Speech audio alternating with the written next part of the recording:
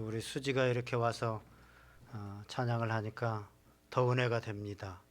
우리 중3 학생들을 위해서도 여러분들 좋은 학교로 가서 계속해서 지치지 않고 잘 공부하고 또 좋은 학교로 이렇게 가고 하나님의 인도하심을 받을 수 있도록 여러분들 기도해 주시기 바랍니다. 할렐루야. 오늘 너무나도 날씨도 좋고 가을 청명한 날씨, 너무나도 좋은 날입니다. 가을 날이어서 좋은 날이기도 하지만 오늘 좋은 날인 것은 하나님께 예배 드리는 날이기 때문입니다. 인생에서 가장 행복한 시간은 예배 드리는 시간입니다. 그렇기 때문에 이 세상에서 우리는 가장 행복한 사람들입니다. 옆 사람들과 한번 인사합시다. 우리는 가장 행복한 사람들입니다. 반대편에도 한 번 더 인사하겠습니다. 우리는 가장 행복한 사람들입니다. 집사님은 가장 행복한 사람입니다. 오늘 우리가 읽은 성경을 보면 안식일의 찬송시라고 하는 표제가 이렇게 붙어 있습니다. 안식일의 찬송시라고 하는 것은 이제 주일 예배로 하나님 앞에 성전에 나와서 찬송을 부르고 있는 것입니다. 오늘 시편 92편을 이렇게 읽으면 굉장히 힘과 기쁨과 은혜가 넘쳐납니다. 주님의 날에 시편군과 비파와 수금을 연주하면서 주님을 찬양하면서 주의 은혜가 아침마다 주의 인자하심이 가득하고 밤마다 베푸시는 주의 성실하심을 기쁘게 찬양하고 있습니다. 오늘 이 아침에 예배로 나온 여러분들, 저와 여러분에게도 이러한 기쁨과 감사가 넘쳐나기를 주님의 이름으로 간절히 축원드립니다. 축원드립니다. 이렇게 기뻐하고 감사할 수 있는 이유가 뭡니까? 이 기쁨이 어디서 오는 거죠? 4절에 보면 이렇게 말합니다. 주께서 내게 행하신 일로 나를 기쁘게 하셨으니 주의 손이 행하신 일로 말미암아 내가 높이 외치리이다. 아멘.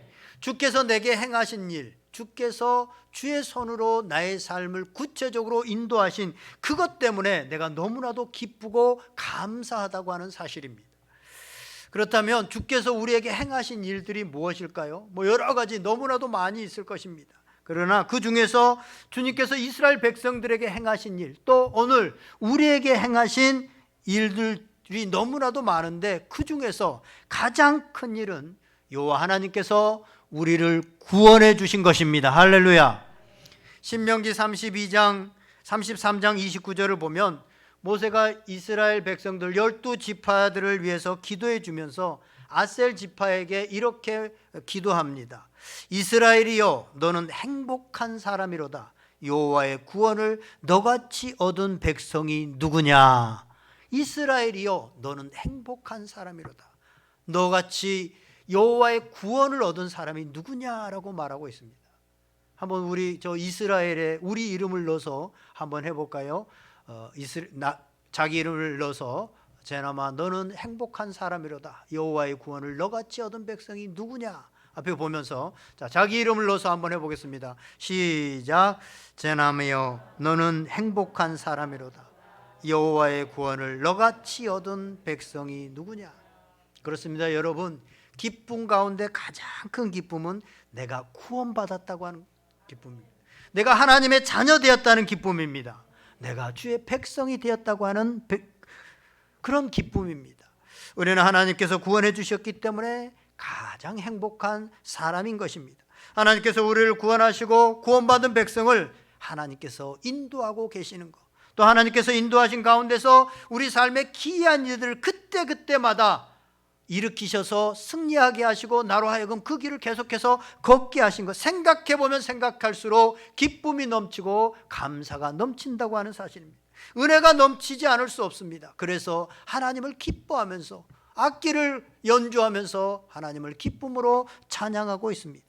이처럼 구원받은 우리는 생각하면 생각할수록 하나님의 행하심이, 하나님의 인도하심이 놀라운 것입니다. 그런데 악인들은 그것을 알지 못합니다. 어리석은 자들은 깨닫지 못합니다. 무지한 자들도 알지를 못합니다. 무엇을 알지 못하고 무엇을 깨닫지 못합니까? 7절에 보면 이렇게 말씀합니다. 악인들은 풀같이 자라고 악을 행하는 자들은 다 흥왕할지라도 영원히 멸망하리이다. 아멘. 여러분 풀이 얼마나 빨리 자랍니까? 특히 여름에 6월, 7월에 장마가 질 때 보면요, 여기 주말농장에 할 때 보면 곡식은 잘 안 자라는데 풀은요 하루아침에 그냥 비가 내리고 날씨가 따뜻해지면 그냥 잠자고 일어나면 쑥쑥 자라 있습니다. 2, 3일만 지나면 그냥 너무 많이 자라서 어떻게 할 수 없는, 이렇게 풀이 그냥 쑥쑥 자랍니다. 악인들이 이렇다고 하는 것입니다. 악인들은 빨리 흥황하고 늘 푸르를 것 같지만 사실은 설이 한번 내리면, 추워져서 설이 한번 내리면 그 풀들은 어느새 다 시들어버리고 마는 것처럼 결국 악인들의 삶도 멸망하게 된다는 사실들을 악인들은 현재 자기들이 푸르르다고 이것을 모른다고 하는 사실입니다. 지금 우리는 어떤 의미에서 마치 악인이 성공하고 의인들이 실패하는 것 같은 시대를 살아갑니다. 그러나 악인은 풀같이 빨리 자라지만 결국 영원히 멸망할 거라고 하는 사실을 말씀하고 있습니다. 그런데 주의 원수들은 이것을 모릅니다. 결국 완전히 심판받고 패망하게 된다는 것을 악인들은 모릅니다. 어리석은 자도 모릅니다. 결국 그들은 그것을 모른다고 하는 사실입니다. 그러나 하나님의 은혜를 입은 자들, 하나님의 은혜를 입은 자들은 너무나도 잘 압니다. 악인들은 결국 망하고 성도들은 번성하게 된다는 사실들을 잘 깨닫고 있습니다. 그래서 악인들의 번성을 부러워할 것이 전혀 없다고 하는 사실입니다. 그렇다면 믿는 성도들은 어떠하다고 말을 하고 있습니까? 우리 12절 말씀 다 같이 한번 읽어보겠습니다. 12절 시작. 의인은 종려나무같이 번성하며 레바논의 백향목같이 성장하리로다. 아멘. 의인은 종려나무같이 번성하며 백향목같이 성장하리로다 라고 말씀하고 있습니다. 우리가 이 종려나무와 백향목을 주변에서 쉽게 볼 수 없기 때문에 이 의미가 확 와닿지 않을 수 있습니다. 그래서 한번 우리가 사진을 통하여서 이 종려나무를 보겠습니다. 이 먼저 종려나무를 보면요, 저 사진에 있는 나무인데 보통 대추 야자나무라고도 합니다. 대추 야자나무. 성지순례를 가면 대추 야자라고 해서 우리 대추보다 조금 더 큰 그런 것을 말려가지고 이렇게 판매한 것을 가지고 와서 저도 먹어본 적이 있는데요.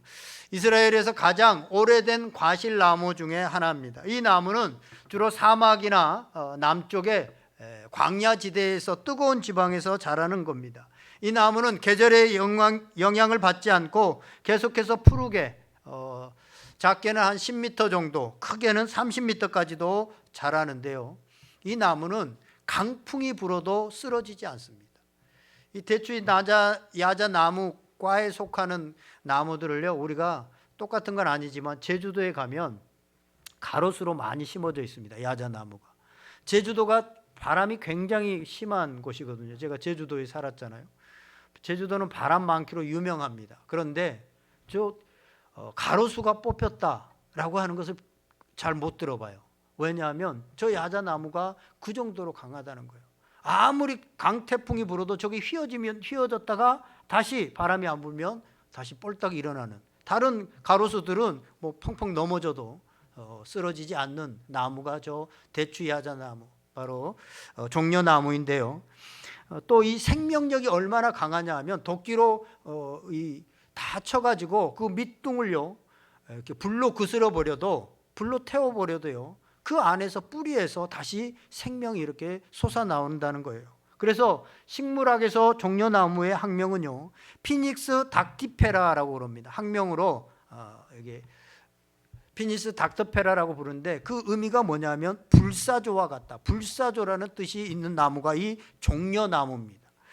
그처럼 잘 죽지 않는다는 거예요.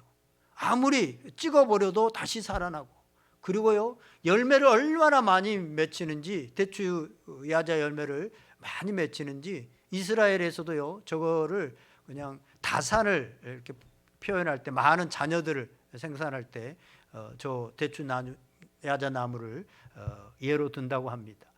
우리나라하고 좀 비슷한 것 같아요. 옛날에 우리나라 아들들 자녀들 많이 나라고 결혼하면 뭐 이렇게 줬어요? 대추 줬잖아요. 대추 야자 나무가 바로 그런 역할이었는데요.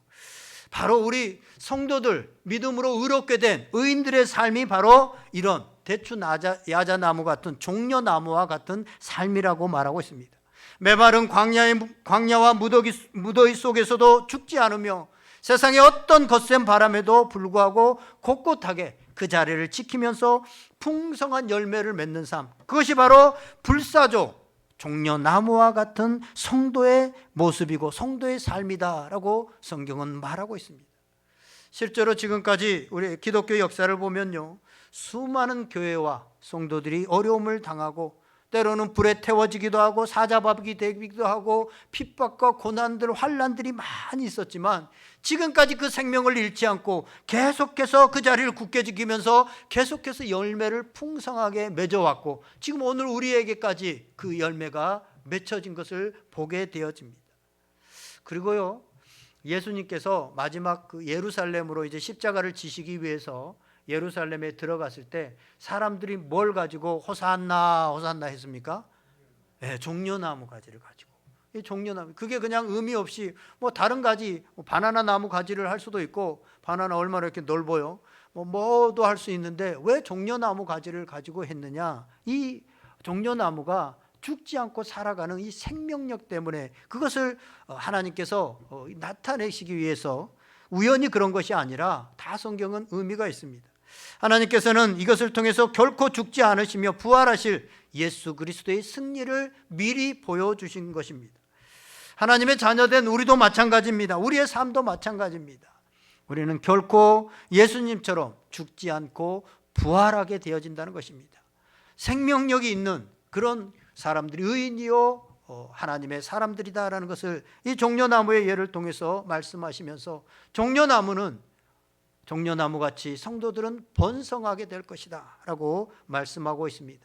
사랑하는 여러분, 주님께서 여러분들이 종려나무와 같이 번성하게 될 것을 간절히 원하고 계십니다. 여러분의 삶에 이런 축복이 임하기를 주님의 이름으로 간절히 축원드립니다. 다음은 백향목같이 너희가 성장하리로다 라고 말하고 있습니다.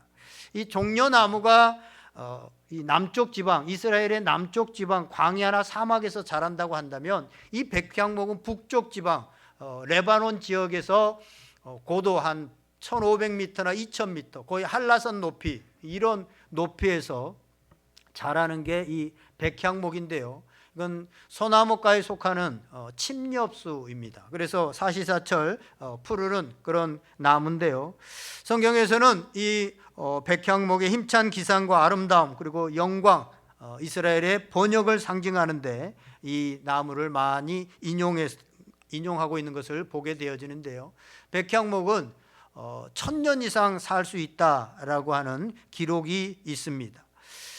곤충과 병충해에도 저항력이 굉장히, 스스로 그런 피톤치드 같은 이런 것들을 내뿜어서요, 어떤 곤충이나 병충해에도 저항력이 굉장히 강하고 외부의 어떤 추위나 공격에도 능히 이길 수 있는 강한 생명력을 가진 것이 바로 이 백향목입니다. 백향목은 다 자라면 한 40m까지도 자라고 둘레가 10m 정도 이렇게 굵기 때문에 이 나무로 이제 성전의 기둥을 사용, 솔로몬의 때라든가 다윗의 때 그리고 자신들의 궁전을 짓는데 이 백향목이 좋은 건축 재료로 많이 쓰였습니다. 특별히 레바논의 백향목은요, 재질이 단단하고 고와서 이 건축 자재로 많이 쓰였다고 하는 것입니다. 오늘 성경은요, 우리 성도들의 삶, 우리 의인의 삶이 바로 이 레바논의 백향목 같고, 이 백향목 같이 너희가 성장하리라. 40m 이렇게 곧게 꼿꼿하게 튼튼하게 성장하리라 라고 말하고 있습니다. 성도는 레바논의 백향목 같이 성장하는데, 여기서 레바논의 백향목이 성장한다는 것은 아까 악인들이 성장하는 풀과는 다른 겁니다. 풀은 하루아침에 빠르게 성장하지만 이 백향목은 그렇게 빠르게 성장하는 것이 아니라 어떤 눈보라 속에서도 곱고 단단하게 튼튼하게 성장한다는 의미입니다. 이러한 백향목 같은 성도는 어떤 유혹이 와도 그것들을, 외부의 유혹이 와도 물리칠 수 있으며, 악인의 거짓된 성공을 부러워하지 않고 정직한 가난을 부끄러워하지 않는 그런 꼿꼿한 삶으로 성장하게 되어진다는 것을 말씀하고 있습니다. 이런 백향목 같은 삶을 시편 1편 1절에서는 이렇게 말합니다. 복 있는 사람은 악인들의 꾀를 따르지 아니하며 죄인들의 길에 서지 아니하며 오만한 자의 자리에 앉지 아니하고. 아멘. 복 있는 사람의 삶이 이렇다라는 것을 시편 기자는 또한 말하고 있습니다. 그렇다면 성도의 삶이 이토록 생명력이 강하고 올곧게 성장하고 또 열매가 풍성한 이유가 무엇일까요? 메마르고 척박한 세상 속에서, 그리고 그 매섭고 황량한 고난 속에서도 성도가 그토록 성장하게 되고 번성하게 되어지는 그 이유가 도대체 무엇이냐? 오늘 성경에서는 그 해답을 13절에서 말씀하고 있습니다. 13절 말씀 우리 다 같이 한번 읽어보겠습니다. 시작. 이는 여호와의 집에 심겼으며 우리 하나님의 뜰 안에서 번성하리로다. 아멘. 성도의 삶이 생명력 있게 번성하게 되어지고 올곧게 성장하게 되어지는 이유는 여호와의 집에 심겼으며 하나님의 뜰 안에 있기 때문이다 라고 말씀하고 있습니다. 여호와의 집에 심겨지고 하나님의 뜰 안에 있어서 하나님께서 지키시고 돌보시고 인도하시기 때문에 그는 번성하게 되어지고 열매를 맺게 되어지고 올곧게 성장하게 되어지더라고 하는 것입니다. 여기서 여호와의 집에 심겼다라고 할 때 심기다라고 하는 단어는요, 원어로 샤탈이라고 하는 단어에서 나오는 단어 파생되었는데요, 그 뜻은 다른 곳에서 옮겨다가 심었다라고 하는 뜻이 있습니다. 나무를 다른 곳에서 묘목을 이제 어느 정도 길러서 옮겨다가 심었다라고 하는 것이 여기 심기다라고 하는 샤탈의 의미입니다. 우리 성도들의 삶이 그렇습니다. 우리는 죄악 가운데, 세상 가운데 살고 있었는데 하나님께서 우리를 옮겨다가 여호와의 집에 심었습니다. 여호와의 집에 우리를 심겨놓은 것입니다. 나무의 생명은요, 그 스스로의 자생력도 있지만 어디에 심겨졌느냐에 따라서 열매를 맺는 나무로 성장하느냐 그렇지 못하느냐가 결정되어집니다. 심겨진 곳이 잘 자랄 수 없는 곳이며 바위 위나 아스팔트 위나 딱딱한 길가나 이런 곳에 심겨지면 잘 자라지 못합니다. 그 예를 복음서에서 오늘 새벽에 씨 뿌리는 비유, 정확히 말하면 밭의 비유죠. 이 비유에서 잘 말해주고 있더라고요. 씨를 뿌리는데 어떤 씨는 길가에 뿌려지기도 하고, 어떤 씨는 돌밭에 뿌려지기도 하고, 어떤 씨는 가시떨기에 뿌려지기도 하고, 어떤 씨는 좋은 땅에도 뿌려지고, 이렇게 뿌려졌는데 결국 잘 성장하고 끝까지 성장하고 열매 맺는 그런 씨는 어떤 씨입니까? 좋은 밭에 떨어진 씨가 결국은 30배, 60배, 100배의 열매를 맺어내더라는 겁니다. 나무도 마찬가지입니다. 나무 스스로의 자생력도 있지만, 그래서 조금 더 강하고 조금 더 힘이 있는 그런 나무도 있지만 결국은 어느 땅에 심겨져 있느냐, 아무리 자생력이 강해도 아스팔트 위에다가 놔두면 다 그것은 죽을 수밖에 없는 겁니다. 그래서 어디에 심겨져 있느냐가 그 나무가 풍성해지고 열매 맺는 데 결정적으로 중요하다고 하는 사실입니다. 그런데 오늘 우리 성도들은 어디에 심겨졌느냐? 바로 여호와의 집에, 하나님의 집에 심겨졌기 때문에 종려나무처럼 그렇게 번성할 수 있고 백향목같이 성장할 수 있다라고 성경은 말하고 있습니다. 의인이 여호와의 집에 심겨졌다는 것은 앞에서도 잠깐 말씀드렸지만 에베소서 2장에서 이렇게 말씀하고 있습니다. 우리는 세상 가운데서 세상 풍조를 따르고 공중권세 잡은 자를 따라 육체의 욕심을 따라 지내며 육체와 마음이 원하는 것을 하여 본질상 진노의 자녀로 살았습니다. 오직 어떻게 하면 잘 먹고 잘 살기 위해서 정신없이 동분서주하면서 살았는데 하나님께서 예수 그리스도를 보내주시고 그 은혜로 인하여서 우리를 구원하셔서 하나님 자녀 삼아주시고 우리를 하나님의 공동체인 교회에 심어 놓으셨습니다. 그래서 이제 우리는 풀과 같이 잠깐 이 땅에서 잘 되는 인생이 아니라 지금부터 영원까지 종려나무처럼 번성하게 되어지고 백향목처럼 계속해서 올곧게 성장할 수 있는 기초가 놓이게 된 것입니다.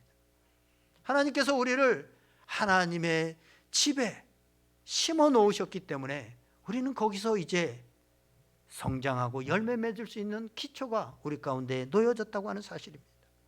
또 하나, 하나님의 뜰 안에 있기 때문에 우리는 종려나무처럼 번성하고 백향목처럼 성장할 수 있다고 하는 사실입니다. 여호와의 집에 심겨졌을 뿐만 아니라 하나님의 뜰 안에 머물러 있기 때문입니다. 나무가 여호와의 뜰 안에 머물러 있어야 주인이 계속해서, 주인인 하나님께서 가지치기도 해주고 병충해도 잡아주고 그러면서 올곧게 바르게 성장해서 열매 맺을 수 있는 것입니다. 이러한 예를 요한복음 15장에서 예수님께서 포도나무 비유를 통해서 잘 말씀해 주고 있습니다. 요한복음 15장 4절에 보면 이렇게 말씀합니다. 내 안에 거하라, 나도 너희 안에 거하리라.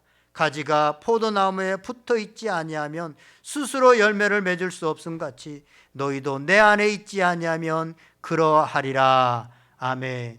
주님 안에 붙어 있어야, 주님의 뜰 안에 있어야 너희가 풍성한 열매를 맺을 수 있다고 하는 것입니다.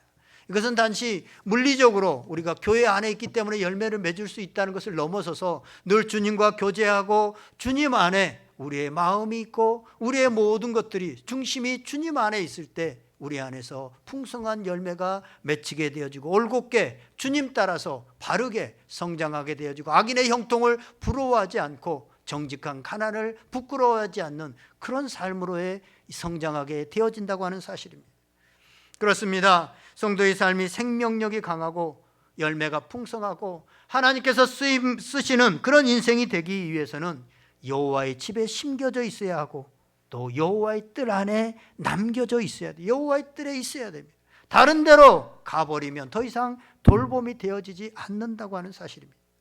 예레미야 선지자는 이 원리를 토기장애와 진흙의 관계로 설명하고 있습니다. 예레미야 18장에 보면 하나님은 진흙을 빚는 토기장이다, 우리는 진흙이다 라고 말하고 있습니다. 토기장이에 의해서 우리는 빚어져야만 됩니다. 토기장이에 의해서, 하나님에 의해서 새로운 피조물로 이제 빚어져야 됩니다. 내 옛날의 모습, 내 옛날의 자아, 내 옛날의 것들로는 영적으로 성장할 수 없고 풍성한 열매를 맺을 수 없습니다. 그래서 하나님으로 우리가 새로운 피조물로 이제 빚음을 받아야 됩니다. 새롭게 빚어져야 됩니다. 그리고 하나님께 우리가 쓰임받고 열매 맺는 삶이 되기 위해서는 토기장이의 손에 남아 있어야 된다고 하는 사실입니다. 예를 들어서 토기장이가 컵을 만들었다고 칩시다. 이 컵은요, 자기 스스로 할 수 있는 게 아무것도 없습니다. 그러나 토기장이의 손에 들림받게 되어지면 이게 물이 담기기도 하고 또 이러면서 알맞게 쓰임받게 되어진다는 것입니다. 그래서 토기장이의 손에 남겨져 있어야 됩니다. 토기장에 의해서 새롭게 빚어져야 되고 새롭게 와서 심겨져야 되고 또한 그 뜰에 남아 있어야만 우리가 온전한 열매를 맺을 수 있고 번성하게 되어지고 바르게 성장하게 되어진다는 것입니다. 이처럼 하나님의 집에 심겨지고 하나님의 뜰 안에 있는 성도들은 하나님께서 돌보셔서 종려나무처럼 번성하고 백향목처럼 성장하게 하신다고 약속하고 계십니다. 여러분에게 이런 약속이 실제화가 되어지는, 삶이 되어지는 그런 은혜가 있기를 주님의 이름으로 축원드립니다. 이처럼 하나님의 집에 심겨지고 하나님의 뜰 안에 있는 성도는 14절에, 우리 14절 다 같이 읽어보겠습니다. 14절 시작. 그는 늙어도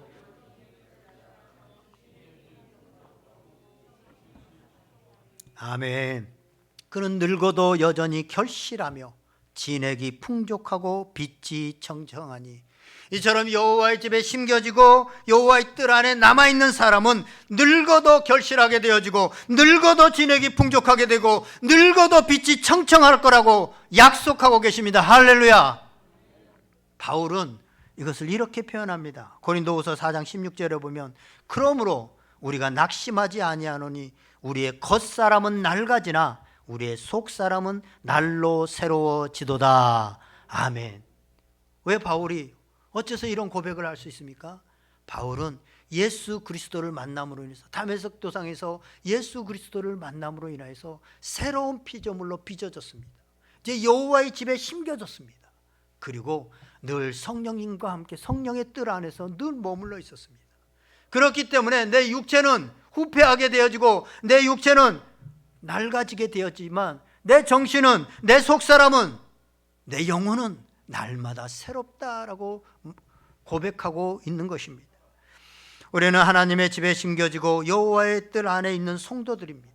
그러므로 하나님께서 우리를 종려나무처럼 풍성한 열매 맺게 하고 백향목처럼 성장하게 하실 것입니다. 할렐루야. 이제 말씀을 정리하고자 합니다. 우리 성도의 삶은 하나님의 집에 심겨지고 하나님의 뜰 안에 있는 인생입니다. 그래서 하나님께서 다스려 주시고 가꿔 주시고 인도하여 주시고 축복하시는 축복의 삶입니다. 여러분, 여러분의 삶에 어느 날 기쁨이 사라지고 감사가 사라질 때 오늘 본문의 시인처럼 내 인생에서 하나님께서 행하신 일을 생각해 보세요. 하나님께서 내 인생 가운데 얼마나 많은 일들을 행하셨습니까? 기본적으로 나를 여기에 옮겨다 심으셨습니다. 구원해 주셨습니다. 나의 의지로는, 내 자신으로는 하나님을 믿을 수 있는 사람이 아닌데 하나님께서 예수 그리스도를 믿게 하시고 이 자리에 옮겨다 심으셨습니다. 그것 자체가 너무나도 큰 은혜입니다. 그뿐만이 아닙니다. 우리가 절망할 때, 인생의 패배자로 낙오자로 정말로 인생의 어려움을 겪을 때 하나님께서 그때마다 우리에게 힘을 주시고 능력 주시고 그때마다 일어나게 하시고 다시 한번 손을 잡아 일으켜 주시고, 그래서 우리가 지금 여기 앉아 있을 수 있는 겁니다. 그것이 은혜입니다. 이 은혜를 생각하면서 오늘 시인은 주일에 성전에 나와서 그 은혜가 너무나도 기쁘다, 악기를 연주하면서 감사하다, 기쁘다 고백하고 있는 것입니다. 그 하나님을 신뢰하고 그 안에 머물 때 우리는 늙어도 여전히 진액이 풍족하고 여전히 결실할 수 있고 여전히 청청하여 하나님의 은혜를 뽐낼 수 있다고 하는 사실을 다시 한번 기억할 수 있기를 바랍니다. 그래서 늙어도 괜찮습니다. 하나님의 은혜가 머물기에 늙어도 할 수 있습니다. 늙어도 결실할 수 있고 늙어도 청청할 수 있습니다. 나는 할 수 없지만 우리를 하나님의 집에 옮겨다 놓으신 하나님의 은혜가, 성령의 역사, 우리로 그 뜰에 머물게 하는 성령의 역사로 인하여서 할 수 있다고 하는 사실입니다. 성령이 충만하면 됩니다. 성령이 우리 가운데 함께 하시면 됩니다. 성령 하나님은 여전히 우리를 성장하고 열매 맺는 존재로 만들어 주시고 삼아 주실 것입니다. 사랑하는 여러분, 하나님의 나라가 임할 때까지, 온전히 하나님의 나라에 갈 때까지 기쁨과 감사함으로 하나님을 찬양하고 여전히 청청하고 진액이 풍족하고 결실하는 삶을 살아갈 수 있기를 주님의 이름으로 간절히 축원드립니다. 우리 다 같이 기도하겠습니다. 오늘 말씀 생각하면서 오늘 우리의 삶에 주님께서 약속하신 이러한 삶이 있음을 우리가 다시 한번 확신하게 하시고, 우리가 어떤 어려움 가운데서도 주님을 신뢰하고 나아갈 수 있도록 인도하여 주시옵소서. 또 성령님께서 여러분들에게 들려주신 그 말씀 가운데 음성 붙들고 이 시간에 그 음성이 우리 삶의 실제화가 되게 하여 주시옵소서. 간절히 기도하겠습니다. 다 같이 기도합니다.